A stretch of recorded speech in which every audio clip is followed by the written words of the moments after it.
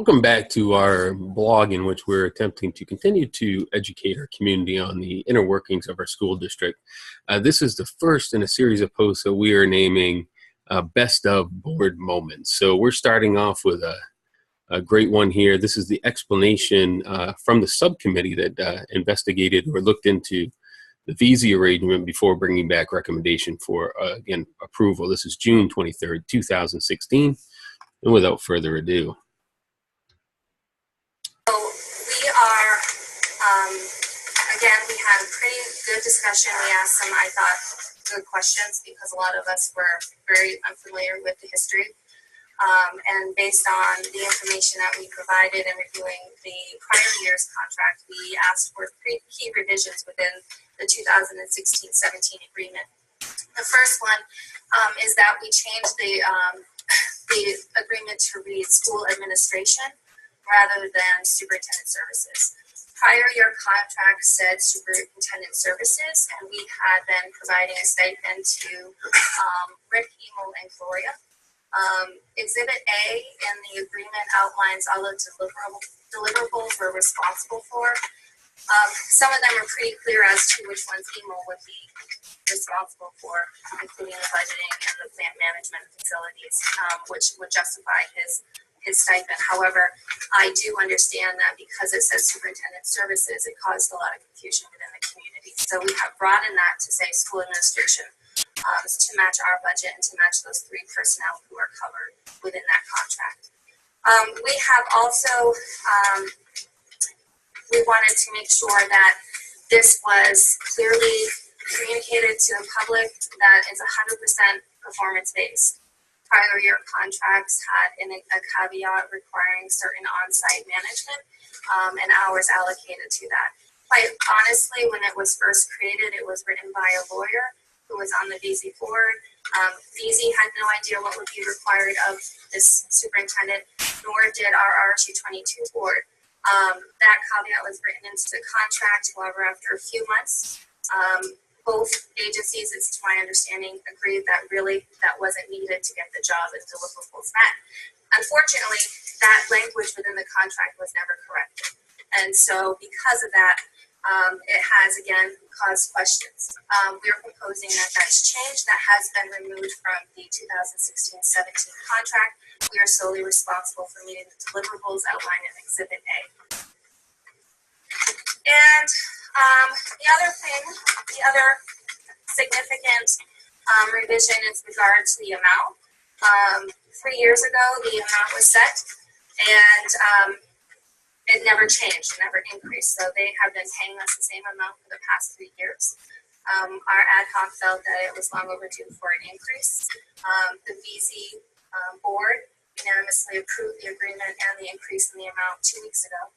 Yes, that's correct. And so you can see and refer to the revenue projection for 2017 that the ask is now $35,600. Total expenses is $19,000. So we're looking at a revenue of $16,600. And you pair that with the revenue of the business office contract we have with Veazie, we're looking at about $33,000 in revenue. I do want to break down the personnel expenses that are there because that's not in the attachment that was provided, but I think it's important that you all know.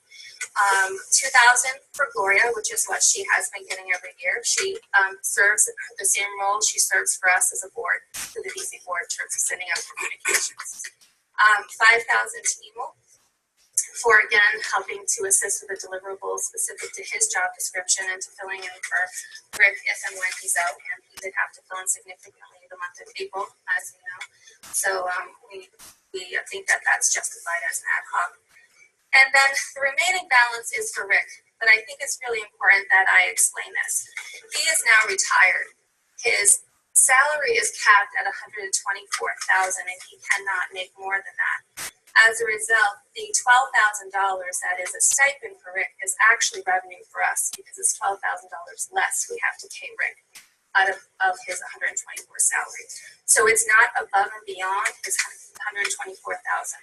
So if you actually pull that into the revenue, it's about $29,000 in revenue versus $1,660. So I know there's been a lot of confusion about that, and I didn't really clearly understand that myself until recently asking more questions. So I wanted to make sure that was clarified. 3 years ago, it was above and beyond, but now that he's retired, he is capped out, and so this is within his everyday responsibilities, essentially within his $124,000 salary segment. That's correct.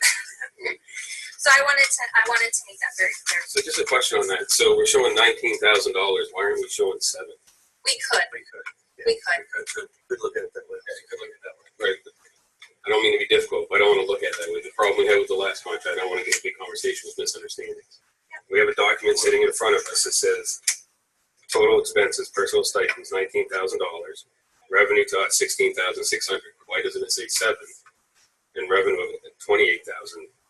We can revise that. I don't really know if it's because where we're directing that money, is it going into the personnel line, or can we just move that elsewhere?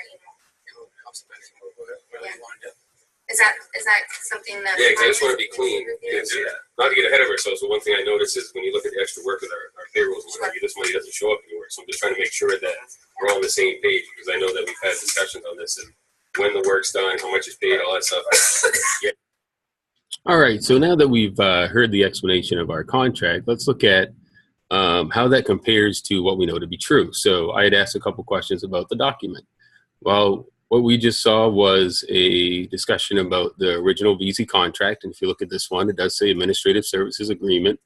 It's dated the first day of May in 2013. It does specify Superintendent Services of Veazie, provision of all superintendent services, superintendent of RSU2, furnishing it and performing. And then it does go down. The piece that really had gotten a lot of conversation would have been the last B, which is right here, Exhibit B. That was part of the old contract where it outlined what the superintendent should have been doing, but was later found wasn't doing. So this has been taken out of the new contract. Now, when we compare the two contracts, this is where it gets kind of interesting, because remember the first one was written by an attorney. So if we look at the second one, you see this the first day of July of 2016, and you can see once again the beginning is the same, but it does say looking for school administration of Veazie, covenants, etc. And as we scroll down, you do see that superintendent has been replaced by school administration instead of superintendent. But then once again, this paragraph is exactly the same. At all times, the superintendent RSU 22 furnishing or performing the school administration specified under this agreement. So the superintendent performing the administration under this agreement. Now, once again, looking at the document that I was asking questions about, documents as we've seen in the past don't always match reality. So the verbal there, when you look at the two contracts, the rest of the contract's very much the same. The former contract, the numbers are a little bit different. And the former contract did have a piece in there about Glenburn because they were doing the business services at that time, and that we would continue to work with them. But going forward, since we had taken over the business services, that was no longer needed here. But you do see the numbers have been updated from here to the new contract over here. So contract aside, let's look at how accurate were the numbers that we were provided. So if you look at this document that we've seen before, we had the conversation about a $2,000 stipend, a $5,000 stipend, and a $12,000 stipend, which is an offset. So if we look at this here, this is the previous year, 2015-16. We see 2,060, so that's pretty close. We see 5,150, it's pretty close, and we see 13,390. Not quite as close as the 12, and as you can see in my notes over here, talking about the 12,000. This was provided after that meeting. Never really got a restatement of the one that we saw with the 7,000 figure. And if you look at over here at the actuals, you can see a stipend of 9,154, 633,450, and of course this one was missing. But if you go to another page, you'll see that. So if we go up to the slide that actually looks at stipends, and we come up here, you'll see once again these numbers, and we can make this a little bit bigger. And you'll see once again on this slide, the numbers that we're looking at for actuals full year 16 don't match the ones that we're just looking at, but that's another matter. So once again, not matching there. So when you think about the accuracy of what we just heard, and remember, this was the report out before the official board vote to approve, of which one board member did not vote to approve. The other piece of it is, remember, this is June 23rd, 2016, And if you look right here, June 17th of 2016, we do see stipend payments. So never really got an answer on that offset or what have you, but when you look at it, this is the official report out of how the Veazie agreement will now work, and the stipends, which didn't really match any paperwork or actual documentation that we have, but the official board vote was taken. So this is the first in a series of best of board moments, in which we're going to bring you more in, once again, the backup documentation that goes with those. Well, we'll see you next time. Thank you.